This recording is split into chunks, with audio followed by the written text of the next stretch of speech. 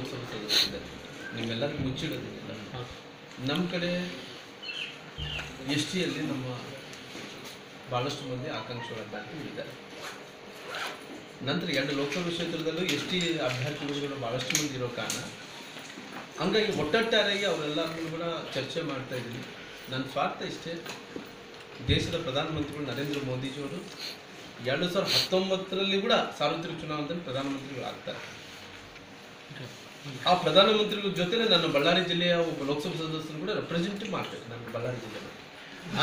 ಆಸೆ ಈಗ 2014ರಲ್ಲಿ DK ಶಿವಕುಮಾರ್ ಅವರಿಗೆ ಬಳ್ಳಾರಿ ಗ್ರಾಮನ ಉಸ್ತುವಾರಿ ಹಾಕಿದ್ರು.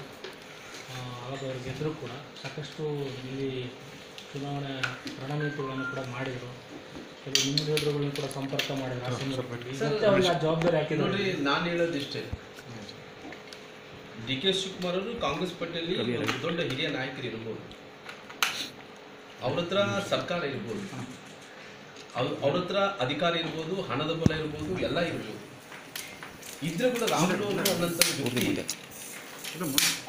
ಅಷ್ಟು ಇಷ್ಟು ಹಲವಾರು ಚುನಾವಣೆಗಳು ಸೋತಿರ್ಬೋದು, ಇಲ್ಲ ನನ್ಗೋಗಲ್ಲ.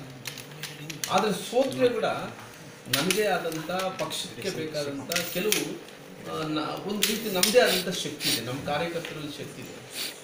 ಹಂಗಾಗಿ ಒಟ್ಟಾರೆಯಾಗಿ ನೋಡಿದಂಥ ಸಂದರ್ಭದಲ್ಲಿ ಅವರು DK ಶಿವಕುಮಾರ್ ಅವರು ಇನ್ನು ಅವ್ರ ಸರ್ಕಾರೇ ಬಂದು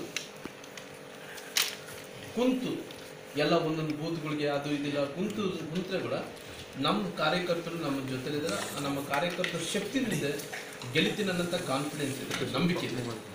ಓಕೆ, ಅದಕ್ಕಿಂತ ಸರ್ ರಾಮುಲು ಅವರು ಫುಲ್ ಪ್ಲೆಜ್ ಆಗಿ ಇಲ್ಲೇ ಇರ್ತಾರೆ ಸರ್. ಬೈ ಎಲೆಕ್ಷನ್ ಆಗಿರೋ ಕಾರಣ ಸ್ವಲ್ಪ ಹೋದ್ರೆ ಶಿವಮೊಗ್ಗ ಹೋಗ್ಬರ್ತೀನಿ, ಇಲ್ಲಾಂದ್ರೆ ಇಲ್ಲೇ. ನೀವು ಕಡೆ ಸರಿನೂ ಹಿಂಗೆ ಮಾಡಿದ್ರಿ ಸರ್, ಎಲ್ಲ ಆ ಕಡೆ ಈ ಕಡೆ ರಾಜ್ಯ ಸುತ್ತಿದ್ರೆ ಬಳ್ಳಾರಿಯಾಗ ಮೈನಸ್ ಆಯ್ತು. ಆಗಲಿ ಸರ್. ಇವಾಗ ಏನಂದರೆ ಏನು 104 ಸ್ಥಾನ ಬಂದು ಇನ್ನೊಂದು 10 ಸ್ಥಾನ ಬಂದಿದ್ರೆ ಏನಾಗ್ತದೆ?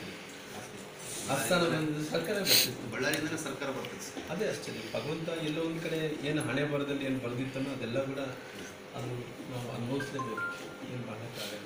ಭಗವಂತ ಇಚ್ಛೆ ಆಗಿತ್ತು ಹಿಂಗೆ ಆಗಬೇಕು ಅನ್ನೋದು. ಭಗವಂತ ಇಚ್ಛೆ ನಿರ್ಧಾರ ಆದಮೇಲೆ ನಾವೇನು ಮಾಡೋಕ್ಕಾಗಲ್ಲ.